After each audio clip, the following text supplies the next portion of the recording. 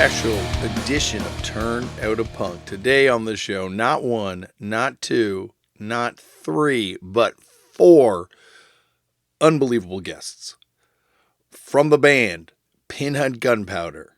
Today on the show, we have the great Jason White, who you may know from such bands as Step by Step. You may know him from Chino Horde, legendary Chino Horde. You may know him from The Influence. Also featuring Billie Joe Armstrong. You may know him from the band Sweet Children, aka Green Day. Also featuring Bill Schneider. You may know him from the Skin Flutes. You may know him from Monsula. You may know him from Sawhorse too on Ebullition. Also featuring Aaron Cometbus Elliot, who you may know from Crimpshrine or Cometbus fanzine, or all these guys I could go on just listing projects they have been in. This is one of my favorite bands ever, and this episode, oh, you're in for a good one. But first, if you'd like to get in touch with this podcast, you can hit up the email address turnedoutapunkpodcast@gmail.com. That is run by my brother, guest booker extraordinaire, and your long-suffering show producer, Tristan Abraham. Thank you, Tristan, for being the one to keep this on the tracks most of the time, and for all the hard work you do. And he will get the message to me. He also runs a Facebook page, a Instagram page, and I think that's it. Facebook page and Instagram page for this podcast. Those can be found at Turned Out a Punk. There's also a YouTube page, a TikTok page. All those can be found at Turned Out a Punk. And I'm at Left for Damian on Instagram or Twitter. If you want to support the show, tell all your friends about it. Let them all know that you enjoy this podcast that we do here each and every week. There is a band that I play in. We're called Fucked Up. You can find out more information at fuckedup.cc. We've got a brand new record called Another Day. You can still get a copy of the Turned Out a Punk press at Emissions Records here in Toronto. And there will be a tour of Fucked Up in the UK in a couple weeks. All this and more can be found at fuckedup.cc on the internet, and for show dates and all that kind of stuff, or at Fucked Up on Instagram and Twitter. And come on out. And we also announced a Toronto show. We got a Toronto show in December. And that's all I got there. All right, on to today's show. As I said off the top, one of my favorite bands ever, Pinhead Gunpowder, is on the podcast today. Yes, I sure do wish I got to interview each one of these members individually, because there is so much to get to, and it was kind of overwhelming. It's like there's just so many places to go, so many topics that I wanted to cover. As I started to list off the top, there's just so many bands these guys have been involved in, and from different places too. Like, certainly it's a Bay Area band, but Jason White, we can talk about Arkansas stuff, which we touch on a little bit. Bill Schneider grew up further south in California, so we can talk about all the LA punk stuff, and we talk about that a little bit here. There's just a lot that could have been covered. And of course, they were all together and in town because Green Day was playing in Toronto, and Bill Schneider runs Green Day's backstage crew. Jason White, of course, plays in Green Day. Billie Joe Armstrong also plays in Green Day.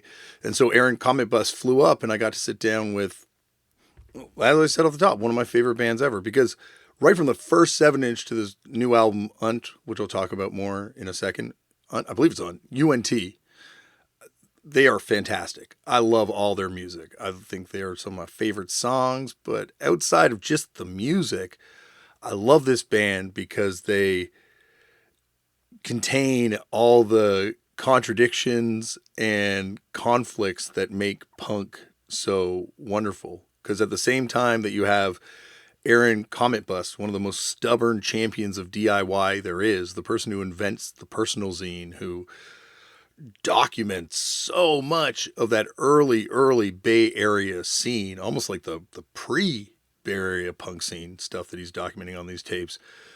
You also have members of Green Day and this band that's put out like a coffee maker this year, that's playing the biggest stadium you can play in Toronto, but also a band that without, I don't know if Tristan and I would have been in that room with them doing this interview, as I say to them in a second.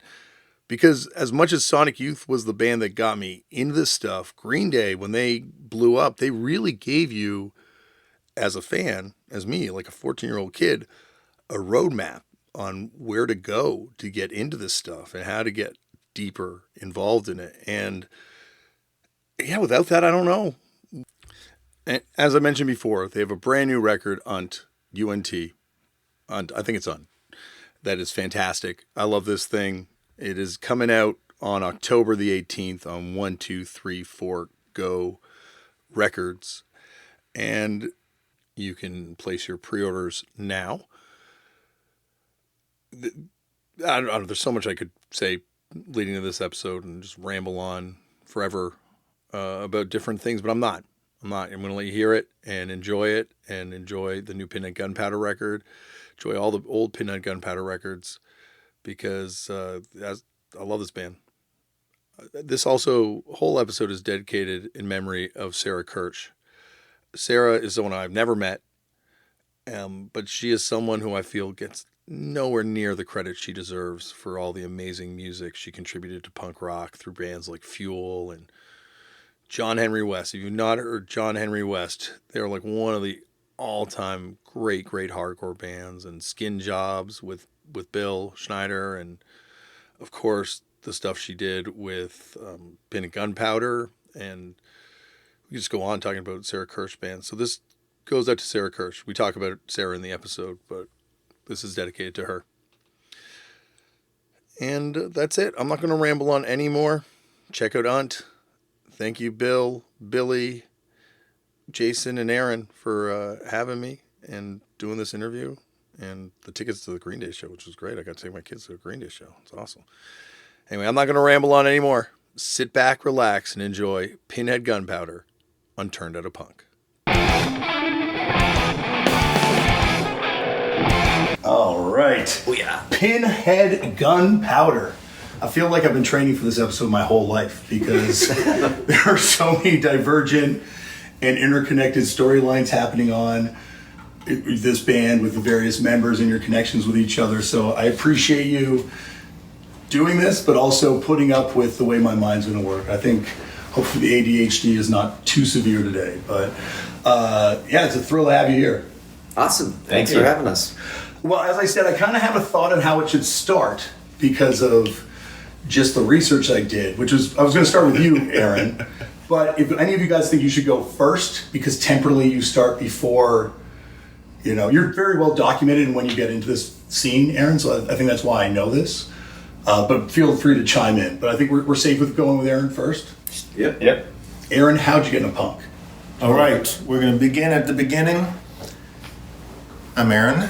Thank you for bringing us here today. It's been a while to try to get to Toronto in person because we didn't want to do this interview, through the wire.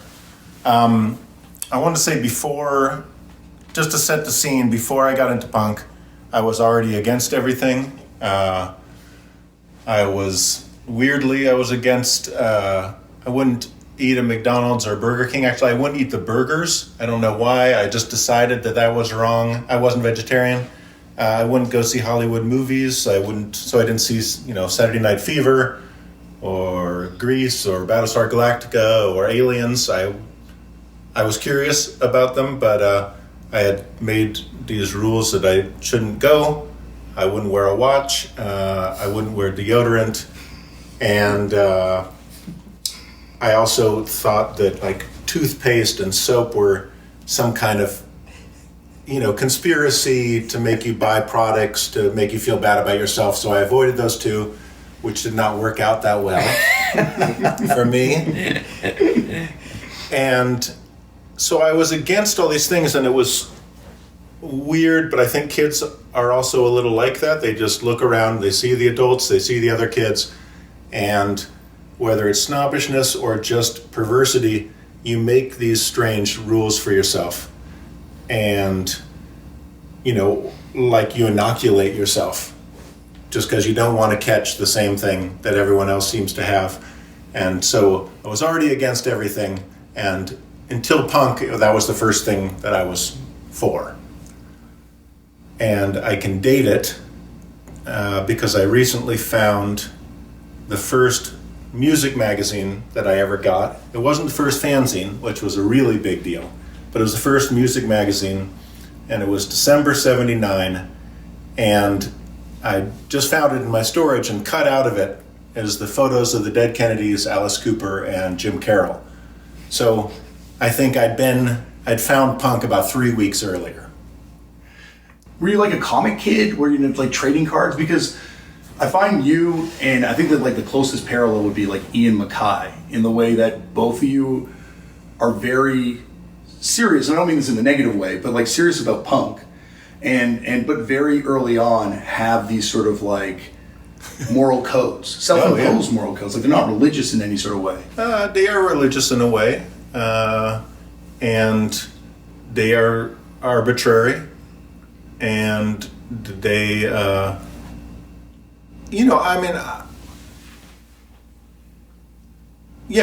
I was serious besides about being punk. I was just a serious kid, and I don't think it was really that positive. I think that a lot of it was just, I was trying to think about it coming to the show, coming to this, and I was trying to figure out if I was waiting for something, when you finally find punk.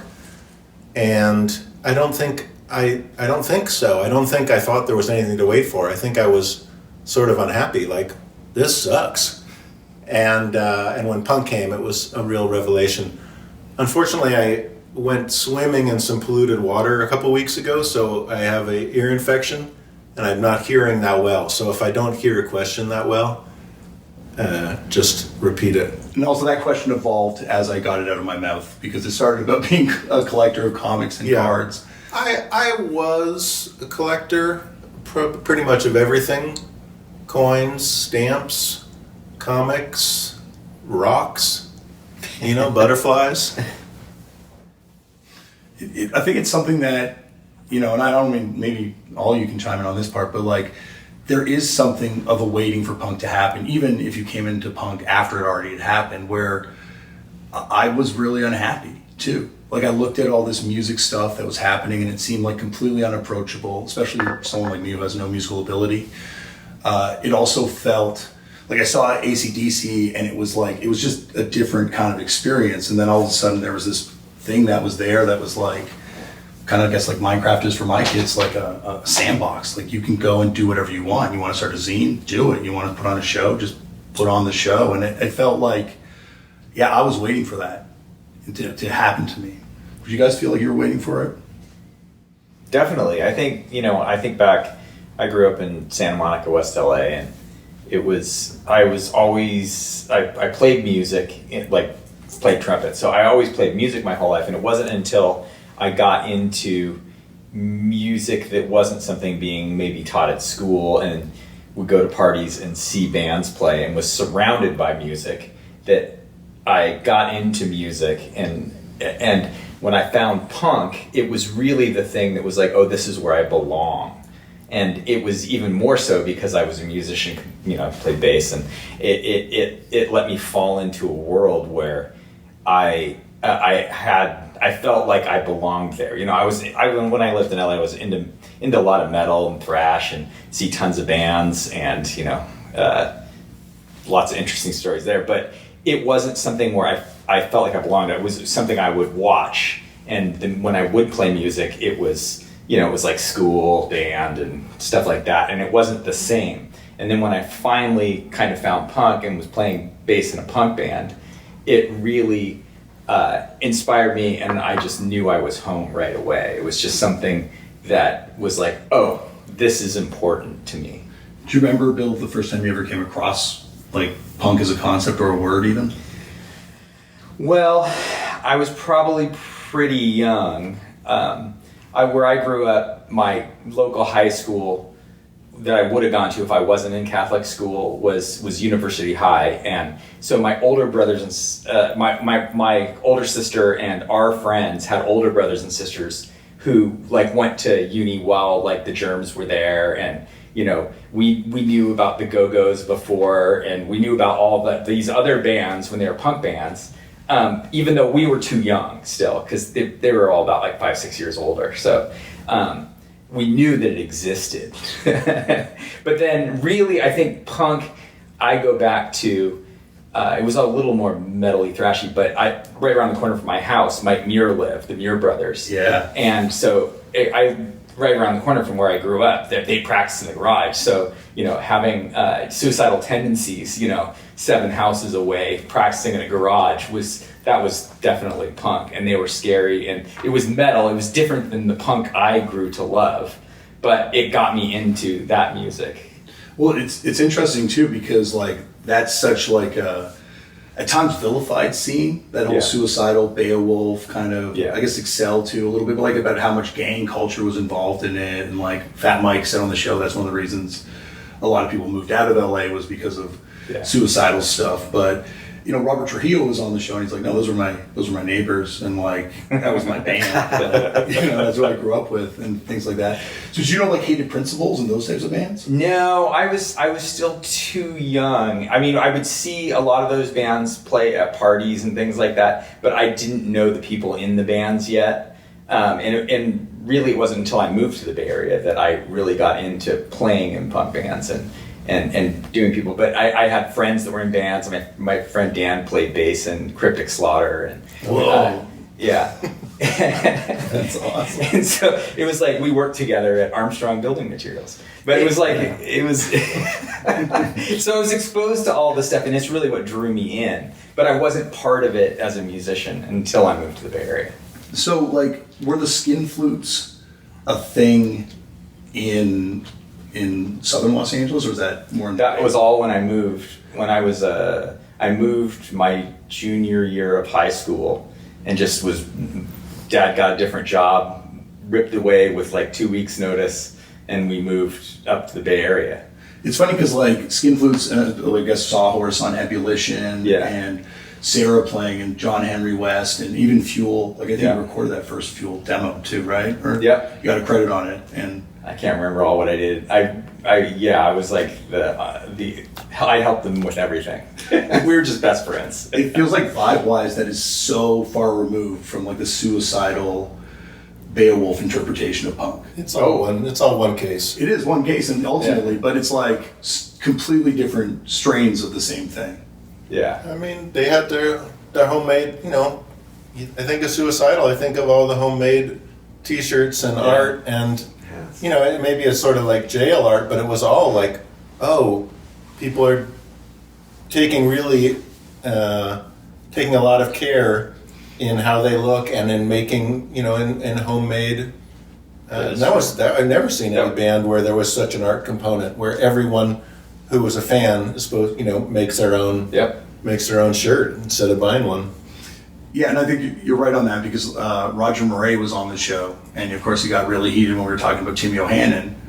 But then when we got down to the core, I'm like, you guys are both trying to build communities that are independent from corporate involvement. Like certainly the isms on top of it, the politics, but like you're living socialist existence, trying to just take care of your community and trying to make art. Like I think, like you're saying, at the end of the day, we're all coming at this from the place that we want to do something and make something and create something and build. I'm not saying that we're all coming to it from the same place. I'm just saying it's all one case. I'm trying to find it. It's just all one. It is one story. It is one family tree. Yeah. It is one family tree, definitely. But like, what was it like in Arkansas versus like this sort of like, because it's huge in California the whole way through, not even just post Green Day, like there are popular kids that like it versus on the East Coast and other places. Yeah, I mean, I came to it through like, basically started with like hard rock, you know, when I was in the 4th, 5th grade, you know, like you were saying, AC/DC, you know, it just literally struck a different chord or whatever when you heard it.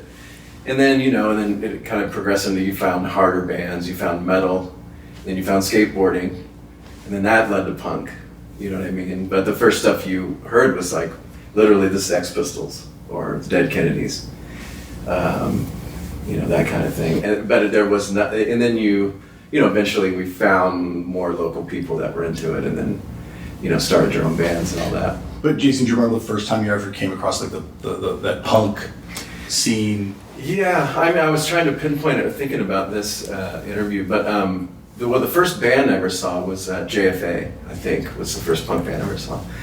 And it was like at a skate demo with Christian Asoy, and they played like at the end of this big, huge, it's called Fisher Armory in North Little Rock, Arkansas. And like a bunch of kids were skateboarding around it. And it was the first band I ever saw. But I think like I said, we kind of started to find out about like Dead Kennedys, and then like kind of skate rock bands through Thrasher, stuff like that, and Sex Pistols. And then I saw on Night Flight, what's the documentary? It just escaped me for some reason.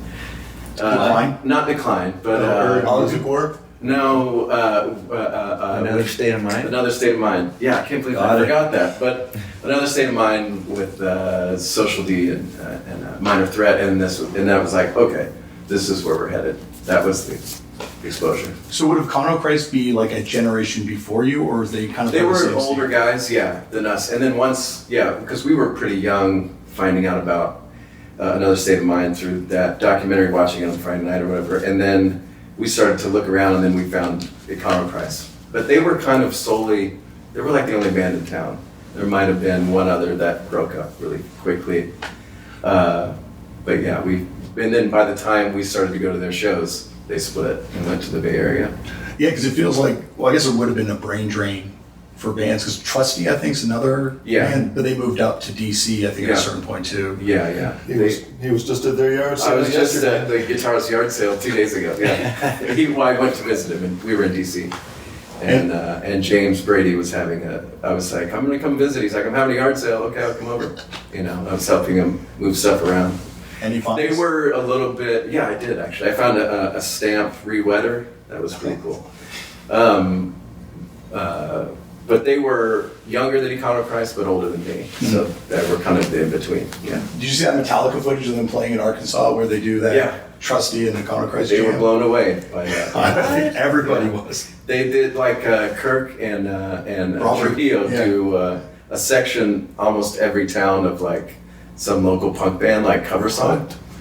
And they did Trusty and Econo Christ like back to back, no vocals, just the two of them playing No guitar and bass. And yeah, everybody was like, so "Whoa." cool. Yeah. It's kind of awesome. In Canada, they did Rush, which Really? you can connect to punk, but it's a stretch. And come on, they're Rush. Yeah, there are no Teenage Head covers up obviously. here. Yeah. But Billy, you put out your first record at 5, or like you're on your first record at 5. So like 1977 OG punk rock. I remember Kill by Death searches when eBay first launched. That was always there, but it was always at $1,000 at a time when $1,000 for a record was not nearly as reasonable, sadly, as it is now. But Yeah. what was your first exposure to punk? It's all comes from just a few different directions. I mean, like Jason, I was really into like hard rock and metal, and I think early on I really liked like Motley and Rat and Dokken, and then it was like that. And I always remember like writing like there's bands on my books at school, and then I remember like my freshman year I stopped writing bands on my books, and I was like, what is wrong with me? Like, why? How come I just realized that I sort of was getting depressed and kind of miserable. But I think like there's a couple of things that happened where like we had this one of my closest friends, Sean Hughes, his brother was really into like dance music and DJing, and he would just do it in his room, and he would play like it was like like stuff like New Model Army and like just like other like kind of gothic dance stuff. And then a bunch of us were in his room smoking weed, and he played Code Blue by TSOL and Murphy's Law and Fang, Money Will Roll Right In. And I was like, and I remember just listening to the lyrics to TSOL, and I was like, they're talking about fucking dead people. Like, what the fuck? Just blew. I didn't know. anybody had the brain to actually go there, you know. And then and I had friends that would come on weekends. Like I lived in Rodeo, they lived in Vacaville, and they were really into skateboarding, and they were like had mohawks, and they were like, have you ever heard this? And it was like Dead Kennedys and DOA, and I, you know, so. And then like what was really important to me is my older sister was like, she had really like, she got into like she was really into like Fleetwood Mac and sort of, and then she was subscribed to all the magazines and stuff like that. So she had Cream, and she had you know, Rolling Stone, and then, you know, but she would always read in between the lines. They were like, oh, who's this REM band, and oh, who's this, like, and then she took me to go see, like, it's so funny because in 1 year I saw like Van Halen with Sammy Hagar, and then later that year I saw REM in a high school gymnasium in Santa Cruz. So, and then she was like, and then she had heard that Peter Buck was co-produced Let It Be by The Replacements. So then she started getting those records. And so, and then that's when I was like, and then she took me to see The Replacements at the Fillmore. And so I was just kind of like getting exposed from all these different directions. And it just made me go, oh my God, this is like real rock and roll music. You know, like everything that I listened to before, like you could just tell like bands were singing about things that were more personal and more, and had, like they were real. And so then, and then like, so then like a friend of mine, this guy Eggplant, who did Absolutely Zippo, he was talking about Gilman Street, and I remember walking around in Rodeo with him, and he's like, you really got to come and check it out, it's really cool. And so I was like, yeah, that sounds great. But you know, I was like, so I went to my first show at Gilman, and then it kind of just like went from there. Like I saw No Dogs and Half Off, and there was like barely anybody there, but I just was like, felt like a real connection to the place after that, you know, like it just felt like there's all these young people that were just really like together, and they were like selling jewelry in the side store like that girls would like make and stuff like that. And I was and getting tapes, and like I think it was like Walter Glazier was like they would have extra tapes that they would get for Maximum Rock and Roll, and he would do like a trivia. If you can name this, you get a new tape. So all these, they were just passing out all these cassettes that they would get from pretty much from all over the world. And then I could bear, like where I lived in Rodeo was like I could barely get in Maximum Rock and Roll radio show on Tuesday nights, and so I would just kind of like, you know, just barely get it in. Like I would listen, and it would just be kind of staticky, and then well, Tim and the Gang on Maximum Rock and Roll, and so I was like, I'd like listen to that, and they would like play bands from like Czechoslovakia and like all over the world and stuff like that. So you were in Corrupted Morals though, because they're from the same town, right? Yeah. So me and Mike, we've been playing music since the seventh grade with each other, and playing in rock, and so he like left to go to school in Pinole Valley High, and Pinole had like bands, and also De Anza and El Sobrani had bands. So like there was Corrupted Morals, No Dogs, and just like, and all those bands were like playing Gilman. And so I went to where I went to school. I think it was like my graduating class was about 70 people. So everybody knew each other way too closely. So it was really hard to kind of, feeling like a black sheep in that school was like really like, it was a hard existence, I think, you know. But we, so I went to, my brother, he took over custody of me because he had a house in Pinole. So then I went to Pinole and started going to Pinole Valley High from there. And then I remember Mike having a cassette of the East Bay Sampler that you put out. Yeah. And he was like, because like we were really into Husker Du. Like we loved Husker Du, me and Mike did. And then this sounds really funny, but Mike was like, there's this band Crimpshrine. They kind of sound like we're doing what we're doing, like, but they sound like Husker Du a little bit too. And I was like, really? And I was like, I could see the connection because it was really melodic and like really kind of like personal songs. And I was like, oh man, this is like what I've been looking for, you know? So it all it just kind of everything started falling into place. It's weird that you say that because I always felt Crimpshrine had like a similar vibe to Husker Du in the same way that Hated does, where it's like and not no diss on the Replacements. Tristan and I was getting arguments about this, but like the Replacements felt like they were approaching melody from like a very conventional, this is what rock bands do, whereas Husker Du had always felt like a little more honest in their approach to writing melodic songs. Like it's gruff. It's like the birth of gruff vocal pop punk.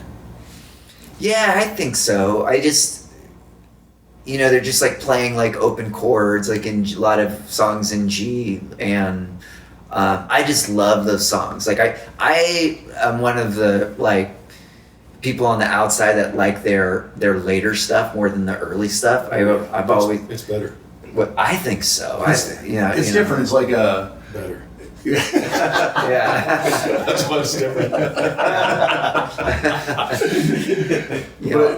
yeah, like I do like the later stuff. Like when people were dismissing it when I was a younger kid, getting into them, being like, "No, why would you buy Candy Apple Gray?"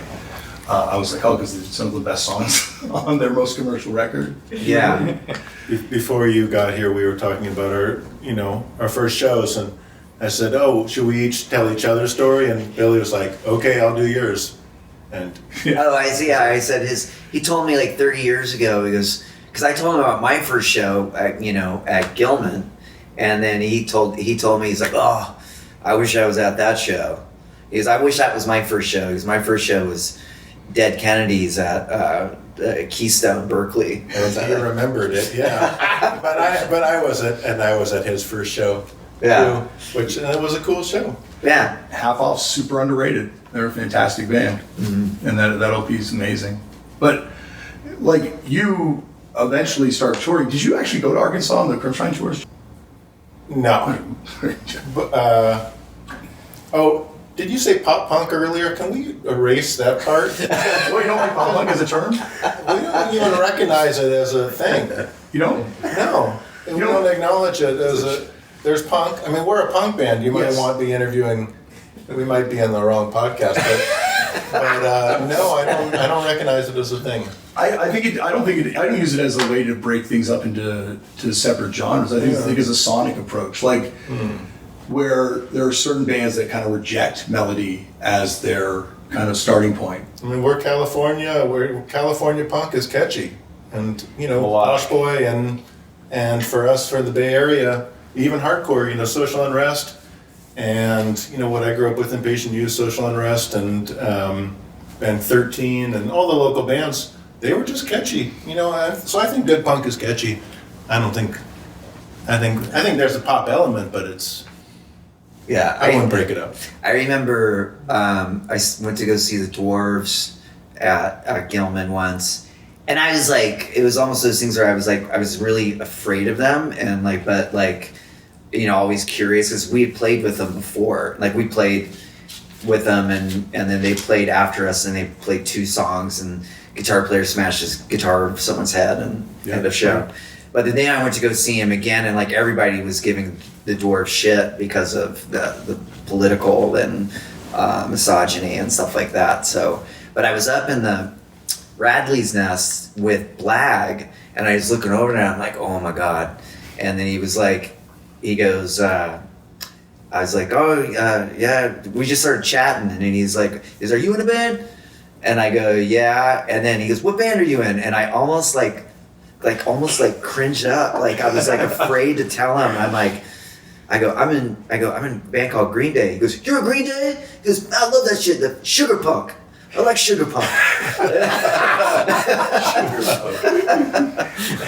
So I was like, "Sugar punk. That's better than pop punk." I think pop punk, like, there's bands that refer, like, obviously it's been completely co-opted, but like the Buzzcocks, going back to that, Fastbacks. They're just a punk band. Come on, it's But, like, classic. You think Flipper is approaching in the same way as like the Fastbacks were, in the sense of like one's kind of in a process of alienation, like the Feeders, and one's like in a process of like bringing people in. Both can be catchy, but like you're not. Flipper and the Fastbacks. Yeah, I think it's similar. I mean, Flipper just had they're big Leonard Cohen fans, and they were on different drugs. I mean, it's not.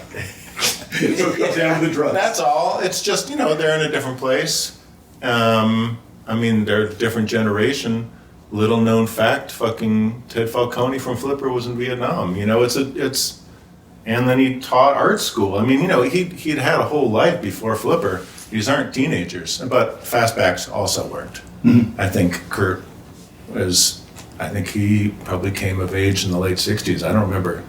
But anyway, that's everybody else's band.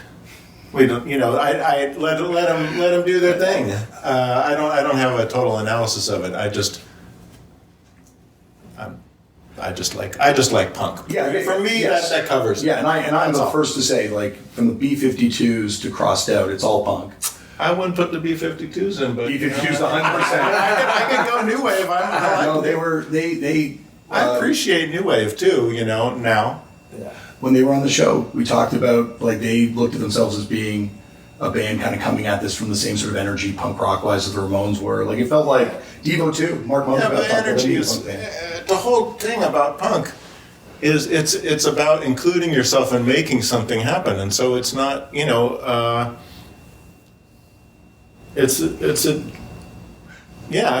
to me it is about the sound, but it's mostly about taking responsibility and personal responsibility and being like, oh, we have this thing, we have to keep it alive, we have to not just look out for our band, but we have to foster other bands, we have to put out other people's records and music. And I think punk is kind of unique in that. I don't think that other music scenes have that built in as strongly.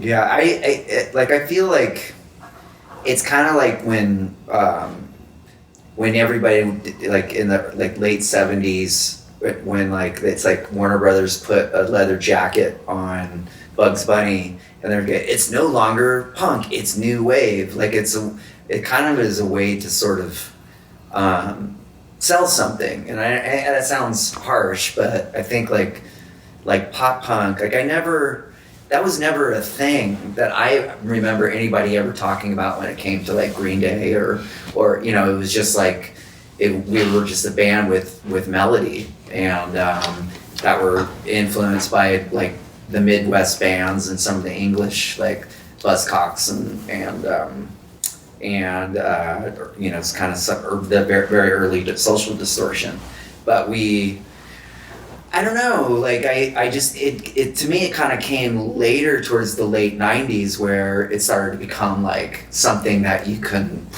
you can identify it with, like, it was I think like around like Blink-182 and Good Charlotte is when people started kind of talking about pop punk. Not that they were trying that or anything like that, but I think that's when it started, it's like almost like I feel like it started with TRL or something. I think that's when it broke off, in the same way that emo eventually gets broken off. Yeah, yeah. It becomes like something different. But Completely different. But as a kid, it would be in fanzines, and not in a pejorative way, but like, this is a pop punk band, meaning that they come approaching this from a poppier sensibility. What Than fanzines? I think MRR even and I think I will source it. Don't worry, I got my zine library too. I will find these reviews. I know, because I don't think it was like a negative thing, in the same way that you'd refer to like His Heroes Gone as a crusty punk band. They would hate being called crusties, but you're like, the sound is informed by Japanese crust music. It has a crusty sound to it. like the band sounds more emo. Like Chino Horde, I would describe as being an emo band, obviously in a way pre-emo core band, but like Right. in a very different kind of world than we are now. And we hated it then. Yeah. I think that's the thing. I think the pop punk term was around, but it was a way that it was like it wasn't used as really a classification. Like a lot of the Lookout bands with melody and stuff, people would say, oh yeah, they're poppy, or they're like a pop punk band. Sort of at some point. And then it changed later. No, but even that, I think history changed the use of the term. Well, can I take it back? Can we reel it back to my conversion moment? Absolutely. To my struck by lightning moment. Okay, because I want to, because all the bands and all this stuff is important, but for me, sort of like the golden age is when you're a kid and it's just, before you go on tour, before you find all these friends, just the very beginning of it when you're trying to understand what it is. And for me, the lightning striking moment came in the schoolyard by my house. There was a little clearing, and it was not the school it was not where I went to school, but it was the school where all the delinquent kids hung out, and the younger ones rode BMX bikes and did graffiti, and the older ones put firecrackers in each other's cigarettes and rode around in cars without doors and broke into the school for stuff to smash and burn. And it was a real cool, it was a great place to be, but there was a little clearing and there was a dirt jump for BMX bikes. And one fateful day in the clearing, these kids showed up to deliver the message. And it was the kids that I knew a little bit, but when you're really young, they were from 2 blocks away and they were a year or two older, which is like a huge gulf. And I don't know, I knew them because the summer before we had built a whole fleet of bikes with a bunch of spare parts and a hammer. It was like the funnest time I'd ever had as a kid. They were really hands-on and they were not afraid of anything, and all the bikes were missing one thing or another. Mine didn't have pedals, so I scooted around like I was on the Flintstones. But I hadn't seen them for a little while. We went to different schools and they showed up in the clearing, and it was like the sky parted, and it was, like a tent revival or something. And I remember, like the younger kids gathered around and they sort of did a lecture or a sermon, impromptu, but I hadn't seen them for a little while. They had their sleeves cut off. They had, like punk rules written on their shirts, and something, their hair was cut short. There was a big change that happened, and it was it was epic. There was like electricity in the air. And there was a guy named Tim, and he was like the lead singer in that band, or, the main speaker. And he was smoking, which was exciting. And he was, stabbing the air with his cigarette. And he was like freestyling. It seemed like just listing off like bodily fluids and, disgusting stuff and misfortunes. He was talking about band names, but I don't know, somehow they gave the intro and they were saying, Legionnaire's disease, and they're like the damned, the doomed, the dumb, the scum, the freaks, the geeks. He was like, he fell into a trance and was just saying, I don't know if he was making them up or if they were, it was like the Avengers, the Dead Kennedys, the Dead Boys, but I think he was probably misinformed himself, but it was thrilling to me. It was just like a string of bad words, and things you're talking about, the TSOL song, just stuff you didn't know was even okay to say aloud. Yeah. We're like, yeah. And you had the 3 other kids. They weren't, they were equals, but they were a little quieter, and they were maybe one step back and on the side, and they would chime in every once in a while to articulate a point, or if he missed a beat or missed a band, they would jump in. And I was like taking notes, and not literally, but in my head I was like, yes, because unlike you were saying, or unlike Bill also, I don't think I was waiting for something, and so when it appeared, I was really excited, and it's a little embarrassing because I just was converted. I was 100%. I take it. I will spend my life, doing this thing and maintaining it. What does it sound like? What is it? I don't, whatever it is. Yes, 100%.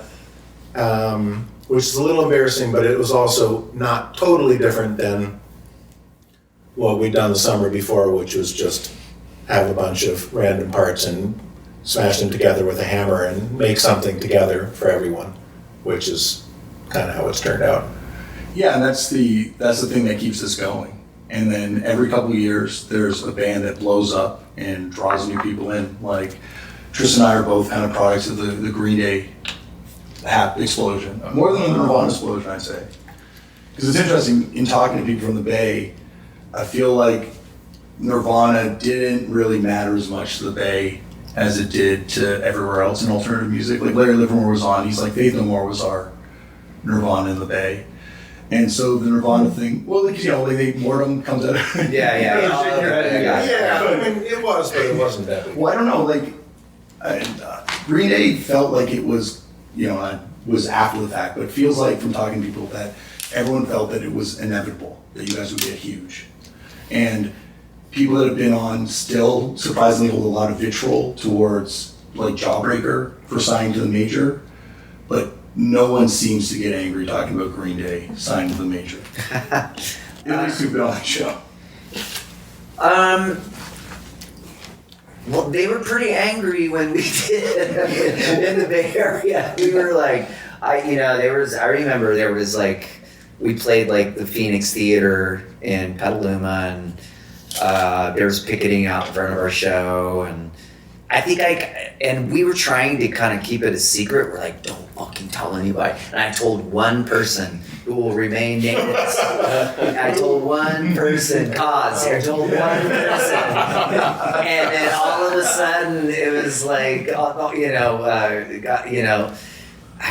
was at a party, and one of the guys, and what band was Iden in afterwards?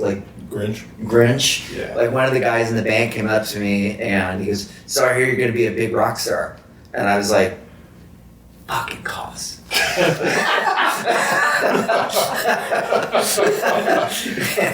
And I was super stoned at the time, so I got really paranoid and I just left this party. But there's people that were threatening to as we were playing, everyone turned their back to us and stuff like that. So it felt very real, and then and going, with Lookout, they were really concerned about, they really wanted to keep us on. And Larry was like, "Okay, if you do this, just do one more record with us. Just do one more. I just want you to be prepared. I just want you." And I'm like, and we were 20 years old. We're like, well, we'd already been doing touring like crazy. We toured Europe twice, and we toured the US 3 times, and people were getting 4th generation dub tapes off of their friends and stuff like that, and we were like, let's just I think when we heard that Primus signed to Interscope, I think that's when we were like, I think we might be better than Primus, so maybe we should give it a shot, So even though we love Primus, I love Primus at the back then, but it felt like, okay, well, these bands are doing this and doing it in a way where they're not compromising their music, So, you know, that's what and then like all the worst, we were afraid of like the worst case scenarios were like, that's what we always put first was like, okay, what happened with Sweet Baby signing to Ruby and just kind of like didn't get any real backing and, you know, and they were, I think it was like from like Slash Ruby, yeah. Ruby, yeah. I was gonna say, because you're not even the first Warner Brothers artist in Pinhead Gunpowder. Aaron, you were signed to. No. That's a misunderstanding. Ruby was distributed by Warner Brothers Records. Ruby was distributed by Warner. But it ended up costing Slash in the end, right? Because Slash became part of London and then got folded back into Warner Brothers and then just... Well, Slash wasn't a great label, but there was a little misunderstanding about... I mean, yes, the label was independent. I mean, Slash was just independent. No offense, but I think you were kind of like, oh, you know, like Sweet Baby and who was the other... There was a couple other bands. Field Day, I think, was also on it. Oh, no, Field Day. No, I don't mean the other ones on Slash. But there was some other group right around that time. Oh, like Mr. T with Rough Trade or something. Yeah. Where it was just there was some larger indies that had major distribution, but they weren't major labels. There was no. It was just a distribution deal. And it was just the same way as Lookout later signed with Red, which was owned by Sony. It was a distribution deal which didn't benefit them. It wasn't a good one, but it wasn't. The label didn't have any major connection. How did that whole thing come about? I think we're still on. Oh yeah. You're not back. Sorry. Yeah. So you know, and it's like. Hootsker Doo was on Warner, and same with the Replacements, and it was, and you can like feel like they weren't living up to sort of expectations that say like a band like REM or something was becoming really big, and I felt like I think with those bands they were sort of like the next in line to kind of, and they were great, and it sort of, I felt like it kind of broke them up. And so back when we were on Lookout, I think we were like, well, we know the hazards of, you know, or it's like when like certain bands would change their style to become more like metal or hard rock. It's kind of like when, you know, TSOL changed singers and they were more of like a hard rock kind of glam band, which I like, you know, looking back on some of those records, I think they're really good. But I think that's just the thing that always scared us. And I don't know, like we felt really at home with Lookout and it was going really well. And then, but I think there was just a thing of like, what's going to keep us going? What's going to keep us interested? Are we going to end up kind of doing like playing to the same circuit of people all the time everywhere we go? And it's crazy with Lookout because it's like everybody at the time was talking about like, you know, Sub Pop and Epitaph and like how they were, you know, like people didn't really know Lookout. We never got coverage, like Lookout never got coverage in like Spin Magazine or you know, sort of the like the cooler like magazines. And it was weird because it was like some people thought we came out of nowhere, and that was part of the reason why we got big. But it was also kind of like we fucking hated that. We thought it was almost disrespectful because, you know, we were so a part of like Lookout and the Gilman scene that we were like, no, we didn't just like show up out of nowhere. You just weren't paying attention, you know. So was the Muffs record to blame? I remember when you got that and you were like, it was like the first time a major label had done a record that sounded good. I mean, there was rock records, there was the Husker Du Warehouse, but that was the first time, you know, like, oh yes, you made this band sound better. Yeah, that's when we had Rob Cavallo, when he produced our first album.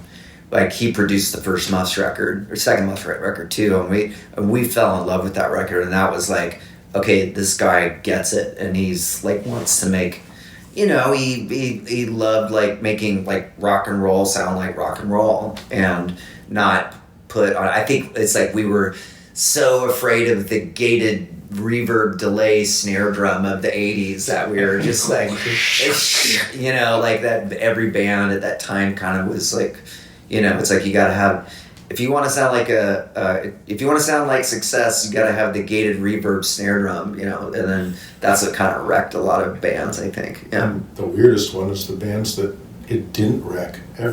There's some bands, Yeah. you know, the greatest music where they can be destroyed by production and it can still be a good record. Mm-hmm. That's the goal, but it's a hard goal. You guys are kind of like the first truly successful punk band to sign to a major label. Because I don't think you can count Nirvana. The only band, no, it's the only band that it worked for, and so good, it worked once. Because, like, you know, Nirvana, I don't, like, obviously immense success, but it kind of cost the band in the end in a really tragic way. And, like, all these bands were bringing up, like, the expectation was that, oh, this is going to connect. And I guess REM, coming out of punk, had success, but, like, it really kind of changed. And, yeah, there's bands subsequently that came out of punk and claimed punk that have gotten success, but... Yeah, it did. A lot of bands it did great for. What about, I'm joking, like all the bands that got signed in the 90s, which, you know, you can name them. The weird ones, weird bands that got signed, like, you know, like Jawbox or something. None of it didn't work for anybody. No, and like Jawbreaker, like you're saying, it broke up a lot of bands. Yeah, This but kind of even there was like, did the Circle Jerks signed? Yeah, it didn't work. All kinds of bands. Black Flag Yeah. on MCA. That was a fucking disaster. Well, I didn't know they went to MCA. Yeah, that's why. It was a distribution deal, but that's what he stopped the record from coming out for years, right? The head of MCA, and that's why they had, this is an anti-parent record. As a parent, I find this to be an anti-parent. I find this is an anti-parent record. Yeah, that's why on Everything Went Black, the band name and logo is gone in the first pressings because they lost the rights to their own name and logo. Oh my God. No, it was a fucking... God, for Greg Ginn, that seems so unsmart for such a, you know, guy that's like got his claws so deep into Black Flag. I think that's when he learned. What's that? He got burnt once. He's not going to get burnt again. That's when he learned. Like, that's why it's like go straight to the van with the cats, you know? Yeah. And like shun the rest of humanity, but which is sometime when the tables are turned and we interrogate you, I want to talk about that stuff where the idea is that it's like turned out punk and everything's all rosy and it's like, wow, you know, you found this thing, but then people are surprised that Greg Ginn lives in a van with some cats and, you know, is unintelligible and ornery. Listen to the lyrics. It's like the idea here was not that we were supposed to come out well-adjusted and happy and... I think the one unifying factor I've seen, especially amongst lead singers and bands in particular, no casting in Disburg. There's We're all drummers here. There's a mental health component to it too, where we're looking to fill something. Like you were saying, the world didn't make sense as it existed. Like you look at this stuff and you're like, I don't know why. I don't want to be one of the popular kids. And all of a sudden you find punk and it's like the true red pill in the most positive sense, where you're like, oh, I'm outside the matrix now. Like the cool kids in my school are the biggest losers. The biggest, coolest brands are actually kind of the worst companies in the world, and the best music's made by bands that no one cares about, no one's heard of, and anyone can do it. Like, I think that's the thing about Crimpshrine. It's some of the greatest music ever written, but the deception is that it sounds so simple. So when you hear it, you're like, I can fucking do this. And then you're like, oh, I gotta actually write these songs too. Yeah. But it's like this sort of, anyone can do it, and the expertise and anything. It doesn't matter if you're in, you know, a hotbed like Berkeley or San Francisco, or if you're in Arkansas, or if you're fucking moving. I mean, Berkeley was not a hotbed when we made it hot, you know, like we made this thing. You know, there was some great bands, and it wasn't like nothing was happening, but it wasn't, you know, the last music that had come out of there had been a long time before. Yeah. But I was going to say, yeah, you turn out a punk, everything's great, you know, like the popular kids suck, you know, you're in the spaceship out of there, but then you're middle-aged and you still, you know, you're going to have a sequel to this to be like, what next? turned out of punk, and then what? And then what are we doing here? You know, we get to it. I always thought that like getting into punk, and it's like I always thought like the people that were into different kinds of music and listened to the radio, and like when I first sort of discovered it, I always thought, how could all these fucking idiots not know the truth of like why this music is so great? Like it's like this is, you know, when I would listen to Husker, I was like, why can't you understand that this is what is real and you guys are listening to something, you know? I mean, it was like just being a bratty teenager at the same time, but I was definitely like, you know, like this is the greatest music in the world, you know? So it's like when I got the Turnaround compilation, I remember just sort of listening to just like those recordings and how they sound, to me, it sounded like 50s rock and roll. Like it's something like it could have come out of like Sun Records or Chess, or, you know, at the time they just, they sounded like it was so raw and like not produced, and it was just coming straight from the sound of those bands. And that's what I was like, oh my God, this is like the real thing. but I think also the sound of the place. Yeah. Because you're talking about Sun and Chess, and I think it sounded like, not even the Bay Area, it sounded like the East Bay. It sounded the same way Creedence does. Yeah, and that's what I think of like when I think of like pop punk. I like, for me, I don't think of our band or Pinhead as a pop punk band at all. I think of us as an East Bay punk band. Like that's where it comes, like, because it was just the diversity in sounds, but also that connection in like groove and melody, you know. And even that, we got like different parts of the Bay representing, you know. Yeah. We got, I don't know, what do you bring? You got some metal licks for sure. Oh yeah. Oh yeah. You know, you got, I mean, you got the music, you know, musical proficiency, but you got all kinds of stuff coming from there. Yeah. From the inland, and you got my, you know, fucking academic wingnut, talking too much, acid, Berkeley approach, and you know, there's all these different parts of the East Bay.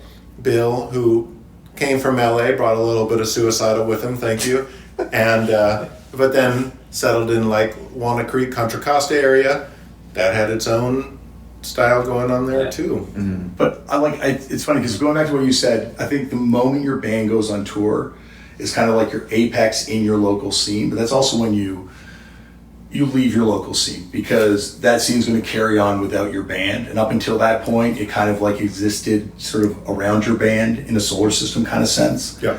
And then so you go on and you become part of the world. And so I definitely associate a lot of your earlier stuff with East Bay, but I think when I think of Pinhead Gunpowder, I think of you guys as all part of like an international thing. Like I associate you just as much with Minnesota, obviously the song on the first EP, but like Minneapolis and Dillinger 4, and I put you in the tradition of Mega City 4 before I put you in the connection with like Neurosis. In the same way Crimpshrine, I think. No, I mean, Neurosis. We're closer to Neurosis. We're very close to Neurosis. And something that people don't understand from outside is that Neurosis are the people, they're the backbone of the East Bay more than anyone. They're the ones they're still at every show. I still Jesus see Christ. David. 100%. And and that's what I'm saying. That's the Neurosis East Bay connection. Whereas I think Pinhead Gunpowder, I think Arkansas, I think Sure. you know, like this sort of idea that you guys are touring musicians. Like some of your lyrics change at that point once you start touring. I think where your like world opens up and you're singing about experiences and writing about experiences that are happening. You were living in a lot of other places. I lived in a lot of places, but in terms of touring, you know, me and Bill were talking earlier, and you know, like, oh yeah, Monsula played Winnipeg and played Toronto over and over. I only did have I done 3 tours? I've done so little touring with my own bands playing. Mm-hmm. I've done a lot of touring with other bands, but I didn't do what these guys have done, where you tour with your band repeatedly. You did the one storied, fabled Pinto tour, I guess, for the fabled Crimpshrine tour. I did the Sweet Baby tour, and then I roadied for you guys twice, and I don't think I played drums on. 2 short Pinhead tours. We did 2 very short Pinhead tours, but I haven't toured as much as I'm jealous of you guys for getting to tour so much. I think it's really cool, but no, to do it and actually to fucking okay. We have had this band forever, so we have held this band together. But to hold a band together long enough to do more than one tour, I haven't managed to do that. Everybody else in this room, besides Tristan and me, have done that, and I admire it. I think it's cool. I think my family would be a lot better off if I was more like Tristan and less like me at this point in my career, because it's something where I can't stop doing it, and I wish I could, because it's almost like it's just you get in this sort of lifestyle cycle where you're just like, okay, I'm touring, we record a record, we tour, we record a record, and then, you know, fast forward, your life's like passed you by, and you're like, holy shit, where am I at? But this is for our episode where you're interrogating me. No, this is good. I wanted to say in terms of our band, one of the nice things is that, you know, I live on the East Coast, they live on the West Coast, so we don't do it that often, but we've done it almost every year for like 35 years, 34 years. It's a weird thing, but it's like we've had this band now longer than I had parents. I had parents for 33 years. We've had Pinhead for 34 years, so thanks, guys, for sticking around. And that's weird, but it's also not, because you get older and your friends become your family and your band becomes your family. But, you know, we would get together every year. We did 2 tiny tours. We hope to do more. We'd record, we'd play some shows, but the last 15 years we've just gotten together, and I didn't want to get into that you know, routine that you're talking about, where you're practicing for the tour, you're writing for the next record. I don't know why I found that distasteful. I found it like I want to return to the basement a little bit, and that's what we've been doing for the last 15 years. We get together, we play, we're like, should we make something of this? Like, let's just do it for each other. And one nice thing as a drummer, we look at each other. And if you're a drummer, all you see is their butts if you're playing shows, you know? And so it's been really rewarding for me to get to go back in and just be like, oh, you know, just as I'm talking about, like, when you first find punk, how there's something precious about it, there's something precious about the band when you're first in the basement and doing it for each other, and it isn't about everyone else, and it isn't about how you're seen or perceived or how the record turns out. Yeah, look, I got into Crimpshrine because Tristan got a bootleg of Green Day covering, what song? What was that? The live one. It was like a live radio bootleg, and then finding out that, like, oh, they're in a band together too, and it was it's been really cool to watch this band kind of exist simultaneous to all your other endeavors as musicians, and this thing kind of like no bad records and kind of like a consistent thing that's kind of held true to whatever it was in 91, I guess the first EP. Yeah, 90 if you want to get... Yeah. So we wrote our first song together we were on a ferry going to Victoria, BC.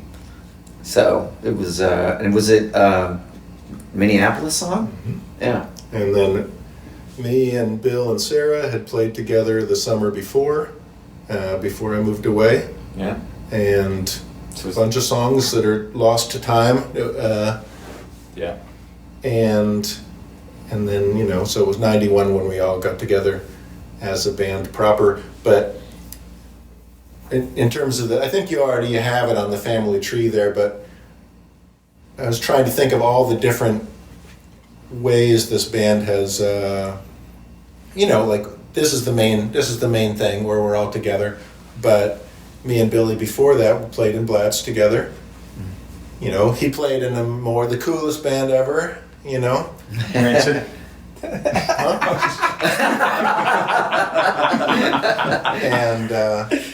you know, he played third guitar and I'd play second drums at some show. Yeah. I'd play in Green Day sometimes when Al had something to do, doing his Al shit. Yeah. Whatever it was. Pony Express Pizza. Yeah, there was a few. Yeah. Benicia. Mm-hmm. You know, and then fucking Jason played in Monsula eventually, which was the. I had to ask his parents. I had to ask Jason's. Monsula. Our guitar player went home. A mutual decision while we were in DC, and we were with trustee and Iconochrist, and so maybe that's why we thought of you right away. Well, no, I helped book your show in Little Rock. In Little Rock. And my band was opening up. They had played, so you guys lost your guitar player on the East Coast somewhere. Yeah. And they were DC. trying to finish your tour without a guitar player. Yeah, we were finishing the tour. We were playing a three-piece and just not telling anybody we didn't have a guitar player. Just showing up and doing like bass drum. Yeah. I got a I just call played a from whole lot.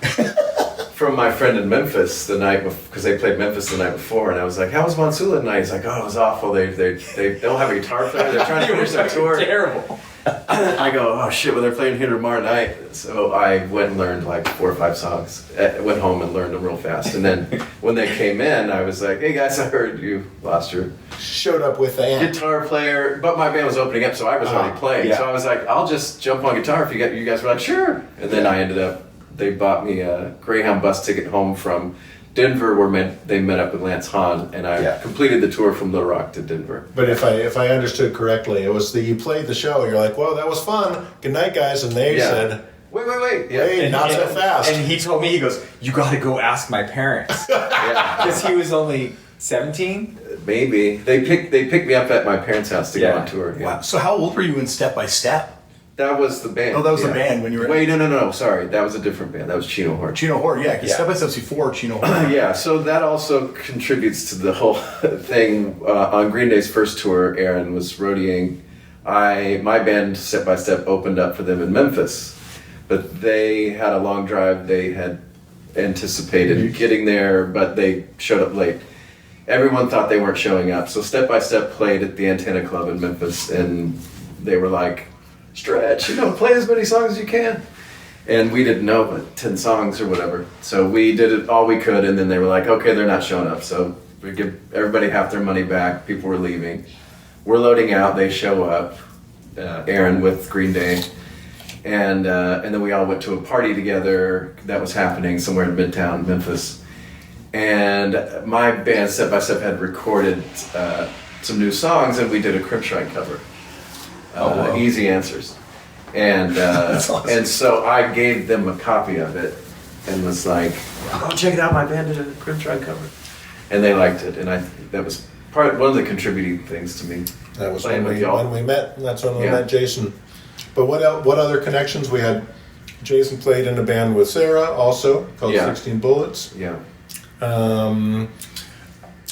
We went to high school for a year at the same time. Whoa, Bill and Jason were in Influence together, right?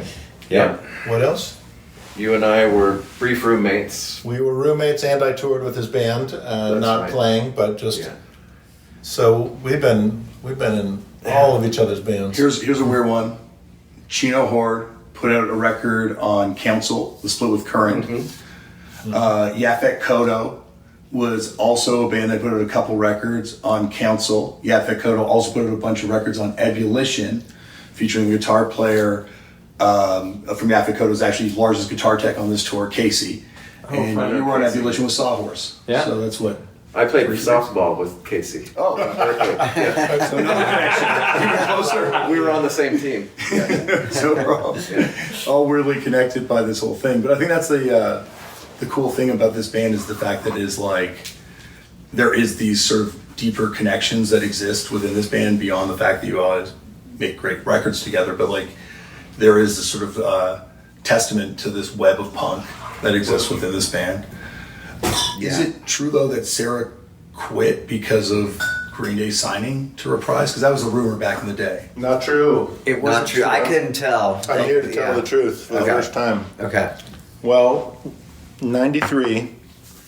I don't know where you were. I don't know if you were on tour that summer, but me and Bill and Sarah played all of summer of 93 without you. Not played shows, but we rehearsed and wrote songs.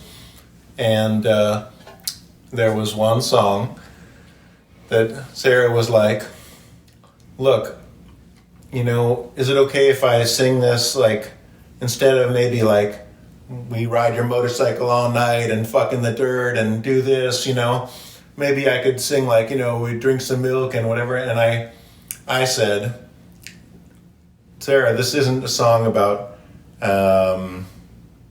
counting beads and fucking someone else's girlfriend. Which was a rude thing to say, but Sarah worked counting beads, and at the time, she was courting someone who ended up being her partner for many years. It was just a little bit of a messy moment. We all have them. Band shit. What? Band shit. Oh no, but I'm saying there was personal stuff that I unfortunately was like, shined a light on, and Sarah took off her guitar, mostly in jest, but like held it up like as if to beat me, to a pulp, and we just left it at that. But that was like kind of a parting of the, it wasn't like we were like, okay, I'm not going to beat you to a pulp for offending me, but I'm kind of tired of your shit, and I'm tired of probably singing your songs. So I think, even though we were still playing, and me and Sarah were in a band together later called Coal Bomb, which is one of my favorite bands, and but I think that contributed to come 94 when we were like, hey, we're doing this thing again. Let's do it. I think she was like, I've had enough of you for a minute. I'm going to sing my own songs. Well, yeah, and I think that's what I remember from that time too, was she had 4 bands, out. There was Fuel, which was on the tail end of that, I think. But then also there was a whole bunch of, there was Indio Forge, there was John Henry West. They're one of the Navio Forge. Yeah. John Henry West, though, is one of the best bands ever. Not to All the best bands ever. They're all all great. Christian bands were St. James fucking Infirmary amazing. was like that was. I remember hearing that demo and going, "Holy shit, this is going to be fucking everybody is going to love this." And they broke up like 2 days later. Yeah, They played Toronto once, and I had to work security at a No Use for a Name show. And after that, I was like, I'm never listening to Fat Records bands ever again. And this is St. James Infirmary show down the street. And at the time, and because I played in a bunch, we played music all together all the time too. And Sawhorse was just finishing up, kind of, because people were moving away and stuff. And there was, I hate to say this, it had more to do with the West Bay, East Bay thing. Because Sarah was San Francisco, like, through and through. And we were solid, we don't fucking go to the city. I mean, we went to the city, but it was more like Sarah had found, and made it from Walnut Creek to Berkeley, and then to San Francisco, and was like, I could have the same rent stabilized place and like have my study group, reading the people's history of the U.S. chapter by chapter. Like I'll count beads. I'll have 100 bands. I'm set. I could do this for life. She had found herself. And I think a lot of it is, we were all growing up. And I think, Sarah came and sang with us not long, maybe the year after that, or maybe it was even that year after we did that tour. It wasn't, there wasn't really a parting of ways. It was more just trying to like stake out your own ground and get a feel of where to put your energy. But when me and Sarah played together again, it was really fun because this happens to us every couple of years, but we were like, now I see your point. Okay, you were right. No, you were right. And I get a little bit drill sergeant where I'm like, okay, your right hand, my right hand. Okay, 1, 2, 3, go. And really syncopated. The hi-hat, the bass. And, later you don't, that softens. And you're like, yes, this is just normal. but at first it can come on a little strong. But Sarah was like, yes, I have, I see what you were saying. And if you listen to her last band, it's her very best. And, she was like, oh, sync up the vocals with, with that beat. And what was her last band? Her last band was Mother Country Motherfuckers. Yeah. And it was like she finally found a gang who could support her, they could play a 10-second show at 4 p.m. What she liked only playing like be the opening band, have like costumes, a fucking light show, like multimedia presentation, the whole thing. But anyway, it was amazingly, you've heard the record. Yeah. Yeah, it's a fucking astounding record, but live they were amazing. So Yeah. I felt like she found herself, and she found a really good crew at the end. But also, we had it when early on when we were doing things with her too. No. I always feel like we all Pinhead kind of discovered each other in like the garbage that Isocracy was throwing out on the floor because we were all covered in it, being in the pit together. So it was like, just I don't know, because Isocracy, they drew everybody. But that was part of the deal. Is for me, forming the band, it was like these people all dance at shows. Oh my God, what if you had a band where they were all at the show anyway and they were dancing? Mm-hmm. Yeah. Like, you look at early Isocracy photos, Murray photos, and it's kind of like early Pinhead photos. Yeah, you can see you see half of all of our heads in every picture. See my eye and a roll of toilet paper.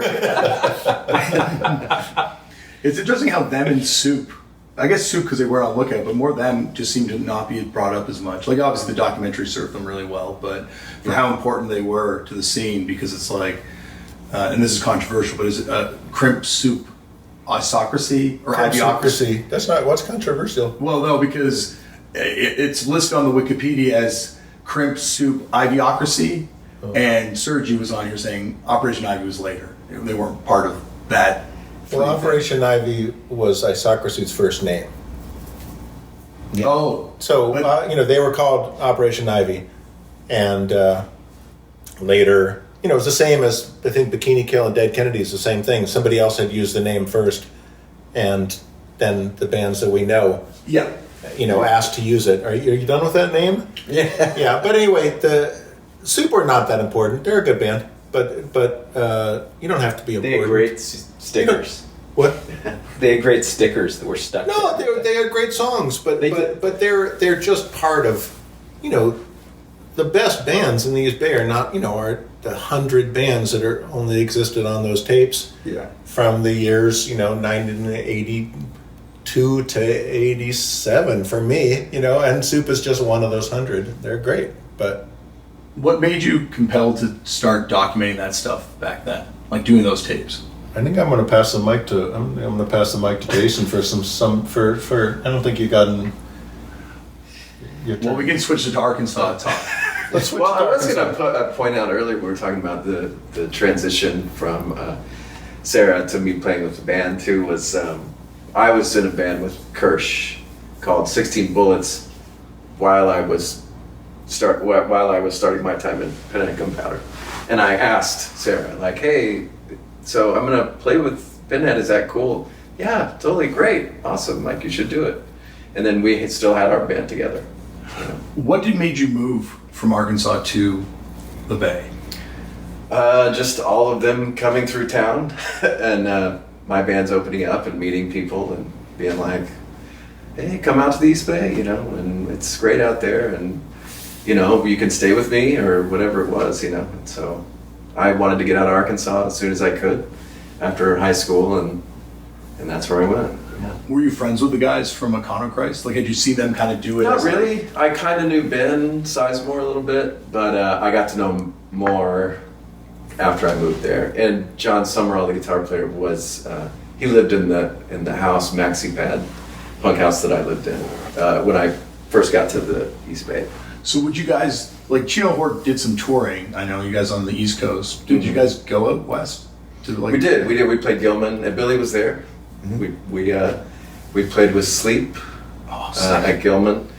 We toured. We did the whole country for I think 6 weeks or something. 93, summer 93. You guys played some great bands on that tour. Yeah, we did. We had a lot of good shows. We got to play Gilman. We got to play ABC No Rio, stuff like that. So we had good shows. Your records are sick.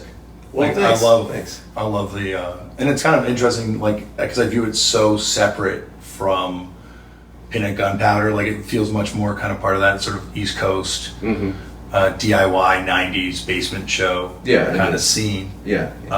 But I guess but like we were saying earlier, We can do it ends up in the same bag. Yeah. What's that? We can do DIY in the basement on the East Coast still. I think there's a weird split that kind of happens. I've definitely seen it in Olympia, but after Green Day gets super popular, there's a new, and Nirvana also beforehand, but there's a new lane that opens up for bands that the DIY hardcore scene would label as procore, where all of a sudden bands were holy shit, we could potentially do this for a living, versus bands that were we're going to stay in the basement. And it's interesting with Rise Against because you talk to certain members of the band and they were on different sides of that divide in Chicago, whereas 88 Fingers Louie were considered a procore band that was kind of going for it, signing to Fat Records and pursuing this, versus a basement band that was no, we're doing this for the quote unquote love of it. Maybe because of some of these bands that we're actually getting interest in the clubs wanting to book bands. I mean, part of the reason for playing backyards and basements was because for us we couldn't get shows and we couldn't get shows at CBGB's just because we didn't have an 8x10. They never heard of us. So we would always play vets halls and to sort of do that network of kind of started off as Kamala's list of booking bands and then we just booking ourselves, and it was just different people that would put you up for the night and put it on a show and stuff like that. But I think I remember playing a show in I think it was in Sioux Falls or something like that, and then all of these. And I think DOA was playing across town. Maybe it wasn't DOA, but they were playing a club. And then the promoter of that show at that club called the cops on our show in a backyard. So we couldn't play because he was pissed that everybody was going to our show and not going. And so I was just that was sort of, I was yeah, that's kind of where we're at with this. But nobody really wanted... or else you had to be 21, but it wasn't until later, I think that's an important point. Yeah. Punk rock had become kind of corporate-y and stagnant around that time when we started all playing music. It was all bands that were older, and they were playing places like the Stone, and they didn't play at the clubs that we could even go to because we weren't old enough to go to. And so if you wanted to go see Government Issue, you couldn't. Yeah. It seems so the way that I look at it is when people started booking their own shows in backyards. It's such a duh. Anybody can really do this if if you've got the guts to do it. Well, that's why I think this thing stays vital, is because after a certain point, when clubs got interested in this thing. Certain bands will go for it, leave their scene, start touring, but then the scene will kind of go, and kids, if they don't like where this music went, they'll start booking shows in a basement, and there'll be a new scene that kind of grows out underneath. And I think that club thing that happens, and I think it's also because you guys and I say you guys, I'm lumping Offspring into this, and the bands that were getting attention were really cool about repping where you came from. Mm-hmm. So it wasn't like before where you were a band that was going for it, you'd have to distance yourself, oh, yeah, I used to be in some other type of music. It was no, we were from this scene, we were on this label, we love Operation Ivy, no one's done that like they have. Yeah. And no one, you guys, with the documentary and stuff, no one has repped their home scene like Green Day have. I don't think any band's done anything as revolutionary getting that platform as Pansy Division, bringing Pansy Division on tour. And that's not to say like, it's like a brave choice, but like I just think what that did, exposing like a whole wave of kids that are getting into punk right away, being like, no, it's not dropping hard F-bombs and being homophobic. It's like repping this band, and the Angus soundtrack too, like getting that as kids. Yeah, like that was like super important, and I think that's the ramifications of that are like immense. Yeah, I mean, playing with Pansy Division in like Billings, Montana, it was I always remember like they would start playing and people would be like bopping their heads and going like that, and then all of a sudden they start kind of looking at each other like what did he just say? And then and then John would all of a sudden he goes, oh, have you guys figured out we're a bunch of fags yet? And it was like, oh shit, but they would get like fan mail of just kids that were in the closet and going, oh my god, what you guys are saying on stage is like so important to me, and I'm struggling with my sexuality, and he's made me come out, and I was like, that's just being like a little tiny part of that. It was great, and it wasn't just like, bringing out like a band like that. I don't know, some other that sound like us or something. Well, or like something that a major label was like, yo, you guys should definitely bring these guys on tour. Right. Right. I don't want to throw anyone under the bus, but there's like a bunch of bands that I'm sure they were probably being like, oh, we can force this into the Green Day, boom. But like bringing bands that not necessarily going to be commercial, but like, and maybe only 10% of the audience is going to get it, but for that 10% of the audience, it's going to be like a huge deal. Yeah. And Nirvana, I think, did it later on too with like bringing bands like the Boredoms, but Jawbreaker too, but no one's like Pansy Division. I think Jawbreaker might have been a label thing though. Mm-hmm. Was it they were friends? No, I can explain the whole thing to you because I was there. Okay, yes. So we had a friend, a mutual friend, a guy named Callie, and Callie DeWitt? Yes, who was Kanye designer, yeah, a very important person in rock history. And Callie had gotten the job as Kurt and Courtney's nanny, and Callie had called our friend Jux and said, "Can you put me in touch?" And I had lived with Jux up until this, and then me and Blake were living together. And Callie called and said, hey, Kurt wants to know if Jawbreaker wants to play on the tour. The label wants him to bring out a bunch of bullshit, and he doesn't want to put up with any other bands. Does Jawbreaker want to do it? And so Callie called up and put it together. And that's how that happened. You just threw out so many names there that it just blew my mind. That is crazy. That's wild to know. Yeah, Callie was like, just from talking to Courtney, he was that bridge that was like knew all of. She goes, yeah, I've heard Filth, and I've heard Blatz, and I've heard, and like the second time I ever talked to him, it's all because of Callie. Yeah. Blah, blah, blah. And I was like, oh shit, that's cool. And that's why she came and saw Pinhead in Seattle. Yeah. That's one. I've met him because he was involved in the smell scene. Like he's one of those guys that just is like the link between so many different worlds to this day kind of thing. And great zines, did some really cool zines and cool shirts, and it's wild like how bizarrely everything is connected like that, and there's this sort of interwovenness. It's like this with everything. So I guess that would have been though perfectly timed for Jawbreaker kind of going through the ringer in terms of people being pissed off. Like, was there a difference when you saw the treatment Green Day get versus the treatment Jawbreaker got as like being someone kind of around it? Yes, and I think the reason why, and Blake will tell you this himself, or Adam too, is they were quoted in multiple. Blake likes fighting the audience, we used to call it, and he used to say it was always tongue in cheek with him, but he would say things like we're never gonna sell out, but he would. It wasn't like he wouldn't be digging on Green Day or anybody like that, but he's like, we haven't signed to a major label yet. And he would say all these things, and then he would say things like, I'm never going to do that. And then they did it. So they got it a lot harder because of that, I think. And everybody, you know, and it was a lot easier because the record came out and Blake it's turning into a Jawbreaker interview, but they've been on the show too. Okay, but Blake had lost his voice, and so he had surgery. He came back just in time to go make a new record, and he decided to sing completely different. You'd have to talk to Rock Cavallo about this, but I know from that side, he decided to sing completely different, and everybody blamed it on Rob. It's like Cal Discharge kind of vibes. But he was trying to learn a new way to sing that he wouldn't rip his throat out. Wouldn't rip his throat out, and he could do live.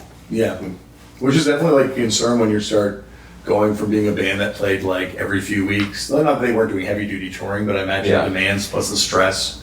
Yeah, I think the stress. He had polyps, so he had surgery for polyps. I remember like that was my big vocal cords. The guy from Dysphere too took them out just as they were kind of like making a lot of noise. It's like this is the reality of like this kind of vocal too. So they're putting strain on it at every turn, and it's I don't know, but it's weird because like how many stakes people put on the idea of like quote unquote selling out. Yeah. And like what does that even fucking mean? Especially at this point, it seems so quaint. But like, not to me. Well, like, what do you think? What is your definition of? It's not interesting to talk about. Who cares? It's not where the energy is. The energy is. Well, I don't know, because like I feel like at this point, I will put my record on the same channels that anyone will put their record on. There was a point where barcodes and all that kind of stuff felt like it mattered, and there was almost like a separate economy. But now we're all. It's cool, but who cares? It's always anytime. It's like talking about gentrification. It's always like everyone just gets bummed. It's like, let's just change the subject. No, it really depends on kind of the personalities in the band. Like, I mean, for me, Mike, and Trey, I think we kind of like accepted. We wanted more like something that was unpredictable and chaotic and stressed us out. So we just went for it, and it was like, fuck it, let's just see where this thing goes. It's just, we'll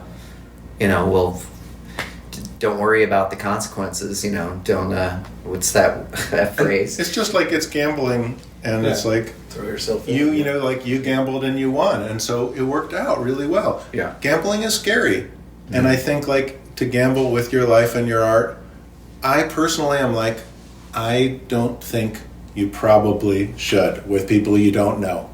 I think it's a weird risk that like you guys it worked for. No one else has it worked for. I think it's a bad idea. I think it turned out good for you guys. Yeah. But I would take the quotes off selling out. I think, you do want to hold some control over what you do, and that also for me, like, DIY is actually beautiful, and I'm a smaller scale person. That's just how I'm made, so it fits me. So that's just for me personally. And I think like, where do I want to put my money? Where do I want to put my energy? I want to put it into the small stuff. I want to build a network that other people can also use. You guys have put money and energy back into, like into Gilman and into local things. But I think that's important. I think we do want to build. We want to build something. I'll say one thing to end the subject. Yeah. Since talking about it, if you look at where Green Day is today, there's nothing more DIY on the fucking planet than what Green Day is in 2024 and has been for the last 20, 30 years, which is they do everything exactly the way they want to fucking do it. They say what they want to say, and they live their lives a certain way, and they support the things they want to support, and they don't give a fuck. No, and I'm not doing this. Trey especially. And I say this as someone who gambled on a lot smaller stakes and kind of lost ultimately in going for it, with my band. And being labeled a sellout for making these decisions, it's like, like you said, you got to make your life more interesting. We had this discussion when we signed to J Tree. Yeah. Like, are we going to sign to J Tree, which was considered the lamest, dorkiest thing a band could do at that point? Or are we just going to continue putting out quote unquote DIY records, realizing that someone's making money? At the end of the day, someone's making money. And if you look at the people that ran these storied labels, they're all doing a lot better than most of the bands on these storied labels at this point. And that's the reality. And I think being in a band, my understanding of it has changed. Like, obviously, DIY, if you can do it completely DIY and just exist that way, that's the most pure thing in the world. But it's not about, you don't have to be pure. I'm just saying, like, I made a living most of my life off, doing stuff independent. It's not a choice of you can live well that way. It's not, it's just more like what you grew up with, what you're looking for, and anyway, fuck it. Yeah. And I'll just throw you at your issue of Cometbus about the label thing and what number was it? I'm gonna plug Cometbus. Really It's great. Just about the labels and everything. A postmortem. That's what it's called. Sorry. That zine is probably, like, I would say that, and obviously Bikini Kill, Riot Girl, like, those are like the most influential zines to kind of, and changed the way people look at media in terms of print media, where you could now self-publish and have it be valid, and gave rise to some terrible zines in your wake, unfortunately, with the invention of the personal zine, but also gave rise to, like... I will take responsibility for that. That's unfortunate. Comic pop. Yeah, it's true. What I really want to put a button on this is that Aaron still hasn't seen Saturday Night Fever. So That's right. We got rules. Until tonight. And to finish for at least to bring it back I want to say to the 4 kids, the 4 horsemen of the apocalypse who got me into this fucking thing, I want to thank them. John Lee. Well, I was going to say, well, a strange thing has happened lately, which is that a lot of people's parents are dying off. That's not strange at our age, but some of the kids from Berkeley whose parents are dying off are moving back in to the old neighborhoods, the old houses that they grew up in. And so some of these kids from the neighborhood that I grew up in are back. And I got a postcard so on the postcard, I got a postcard one day. On the postcard was a picture of 4 punk kids on a roof. And I knew the picture because I'd taken it a long time ago. There was no name on the card. There was no address. But it just said, "I'm back. If you're in the old neighborhood, stop by." And I could tell it was John Lee, who was one of those 4 kids who got me into punk on the schoolyard. And I came back to town to do this new record, Pinhead Gunpowder, We which forgot to plug that. I do wraparounds, believe me. is coming out in a couple months. I was like, as it happens, I'm coming back in 3 weeks to record with this band. We always knew, okay, we are getting together. We fucking keep playing the songs for each other. It's time, we'll do something new one of these days. And finally, the moment came when we could all be in the same place for a month and work on this stuff. So I came back to town. The first thing I did is I went to John Lee's house, and because I could just tell it was from him, even though I hadn't seen or heard from him in 35 years, because it was his roof on the picture. And I went and knocked on the door, and there was no answer, so I left a note, and I went to Noah from Neurosis's house. His dad died recently. He moved into the basement of that old house. It's a few blocks away. I met him in that same schoolyard maybe a year later when I was 12 and he was 11. And we were the same thing as you were talking about. What bands have you heard of? What are you into? And I went to Noah's house and I said, "Noah, welcome back. You're back in the fucking neighborhood. That's so cool. You know who else is back? You'll never believe it. John Lee." He said, "Aaron, hate to tell you this, but John Lee's dead. Oh. So, what do you mean he's dead? I just stopped by his house and I left a note. And I got a postcard from him 3 weeks ago. He said, yeah, he killed himself 2 weeks ago. Oh my God. Whoops. Bad timing. But it wasn't really a sad story. You know, he said, well, the funeral's tomorrow. So we went to the funeral. Troy, who was one of those other 4 kids, gave the eulogy. It was a beautiful eulogy. Everyone was there together. And they played the song of their old band from my old comp tape as part of the service. Oh my gosh. And I was like, well, we always wanted to write the soundtrack of our lives. And we did. And we're here together. No, it wasn't, it was sad, but, you know, we're coming to that time. It's okay.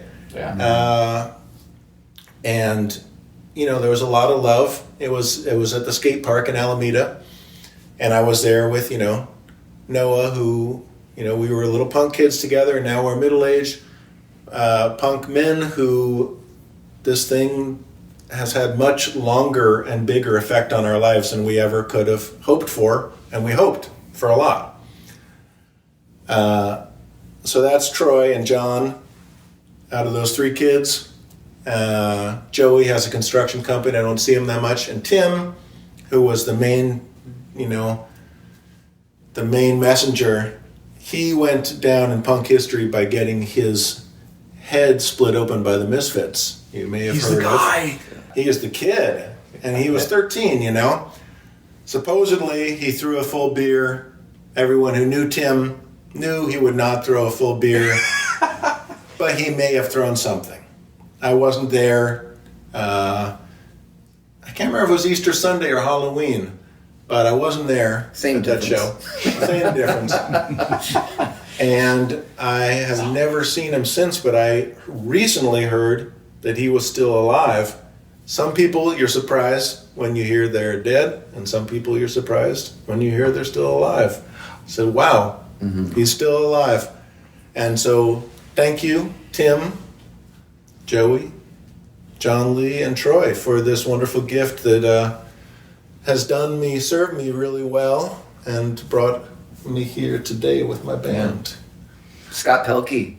Yeah. Scott Pelkey, Yeah. let's give a shout to Scott. Absolutely. Yeah. Scott Pelkey was like one of the first people I saw at Gilman, and I swear, he's the most odd, like he had this leather jacket on that had like every band like menu. painted everything, and it was like he just looked like, but it was like the way he looked as a person looked way different from the leather jacket he had on.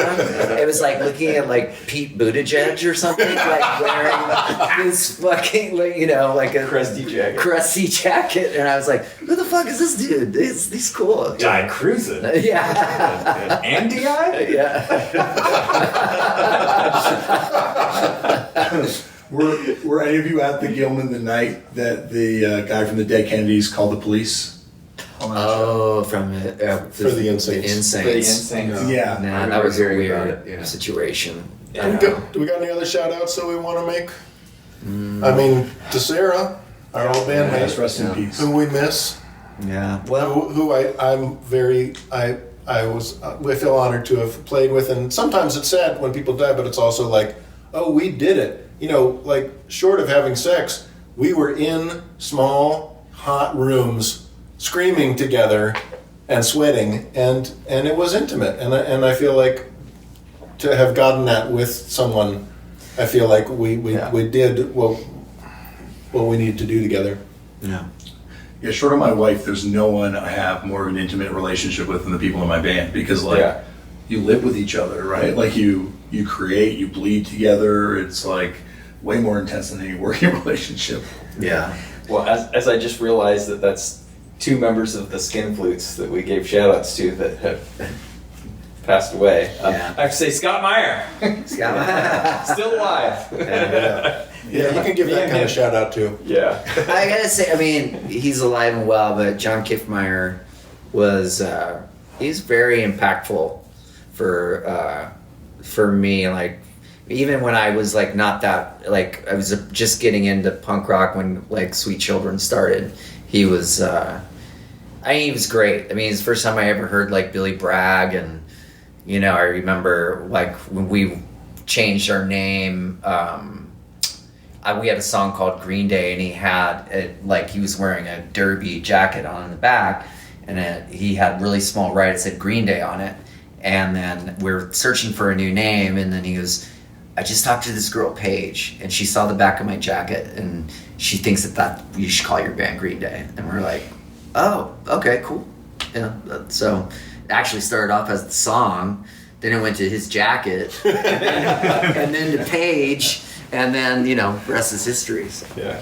Yeah, it's the very intense relationships punks have with their jackets that inform a lot of decisions I guess we wind up making in terms of bands we listen to or learning about bands on people's shit. Also, Tim Yohannan, rest in peace. I imagine you guys all have very different relationships with him from the years, but he was, I think, my friend of mine plays in a really popular band in Indonesia, and he got completely into it through issues of Max Rock and Roll that someone gave him, and it's amazing the impact that guy kind of had. And that version of punk rock, that's kind of East Bay punk rock, is what ultimately gets exported, and that's kind of, I think, what survives to this day. The idea of doing this a certain way and, you know, trying to keep it a certain way for as long as possible. And you kind of trace it back to Tim Yohannan and writing this sort of propaganda thing that would go out to everywhere in the world. Yeah, Maximum Rock and Roll was big for me, like just to get information about what was happening anywhere else, you know.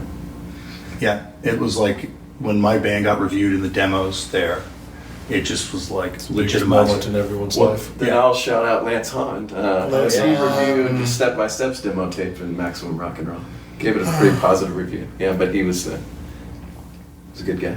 Absolutely. Is what? He was a good person. Sweetheart. Yeah. And Kaz was who we mentioned earlier. He was like one of our only roadies that we've had, right? Pinhead Birdie, Yeah. Or no, not only. We had James. James. Let's give a shout out to James too. Washburn. James Still alive. Washburn, Brain Stew, yeah. Hell yeah. I'm sure we'll see him on this Run run at some point. Yeah. He put a Maserati motor inside of a Winnebago, so he's like, He's motoring around. I made a muscle car out of a Winnebago. Should we cut this thing? Yeah, I gotta say, anytime you guys want to come back together individually, you are all more than welcome. And on a personal level, Tristan and I wouldn't be doing this without you guys taking a swing for it. Like that was 100% what got us into it. So crazy. I remember seeing Poison Idea, and that was the most frightened Gilman crowd I'd ever seen. I think it's in jarred and they're it was like, you know, Pig Champion, and they were on stage. I remember just sitting there going, and they were so fucking good. They were so tight, and like they were playing, and then he fucking cut himself. The professional wrestler cut himself, and this blood was coming down his face, and like it was packed. It was like there was like 400 people inside of Gilman, and everyone just stood still like this, like like watching.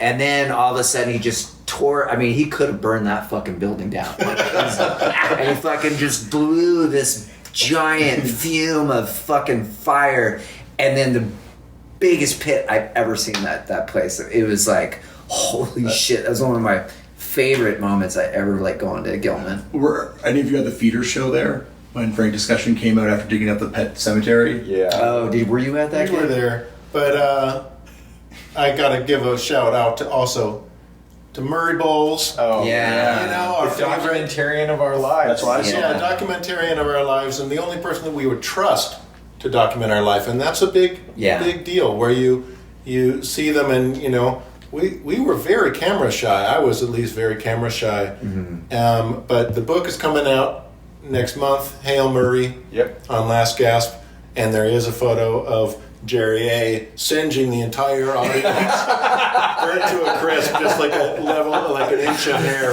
is gone off everyone, and a lot of other photos. Yeah. Well, my research was moot in the end, but I appreciate your time. Right. That's what our goal. Yeah. Thanks, David Hayes, for being also actually being in the studio with us when we record our first album.